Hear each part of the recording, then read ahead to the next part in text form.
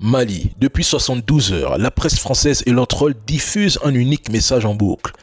La Russie a échoué au Mali, Bamako est encerclé et tombera sous peu, le pivot vers Moscou est un désastre, ils font plus de 20 publications par jour sur le Mali, souvent des copier-coller.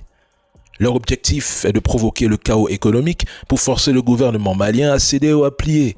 Cette campagne s'accompagne d'une guerre médiatique sans relâche destinée à briser le moral. Le scénario est toujours le même. Isoler Bamako, agiter l'opinion internationale, puis parler d'intervention humanitaire et militaire sous prétexte qu'il y aurait trop de morts.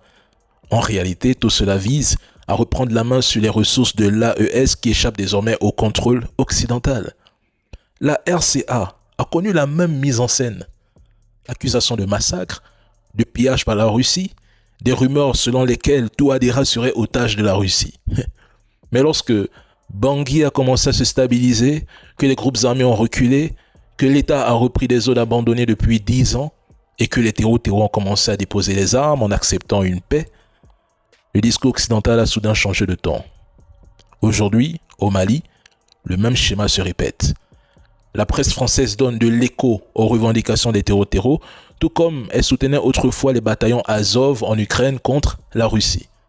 Mais c'est toujours la même méthode. Saturation de l'espace médiatique, répétition puis dramatisation. C'est toujours le même but.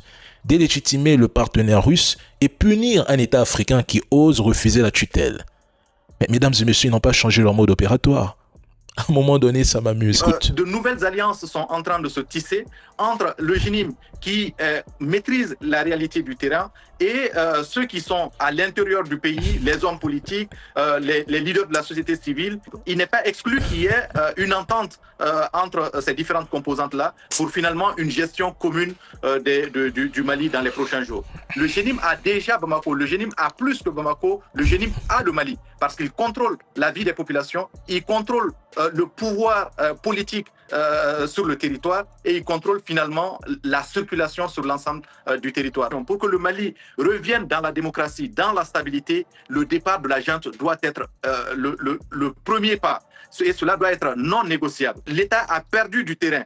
Au contraire, l'État n'arrive plus à retourner sur les zones qui étaient auparavant contrôlées par des djihadistes. Des politiciens et activistes maliens pactisent aujourd'hui avec ceux-là même qui ont sanglanté leur pays depuis plus de 7 ans. Par haine d'Assimi Goïta, il s'allie à des terreaux espérant précipiter son départ au nom d'un soi-disant retour à la démocratie. En réalité, c'est un retour à leur privilège d'antan. Ces gens qui prétendent aimer la démocratie regrettent surtout l'époque où ce mot servait de couverture au pillage organisé, au vol d'État et aux fortunes mal acquises. Quelle tragédie de voir certains fermer les yeux sur l'héritage corrompu des anciens régimes tout en oubliant qu'Assimi Goïta a hérité d'un pays déjà vidé de sa substance. Mais s'associer aujourd'hui au terreau pour des ambitions politiques, mais c'est au-delà de la honte. Ces démocrates courtisent des terreaux qui mutilent, éliminent et imposent la peur sur les villages maliens.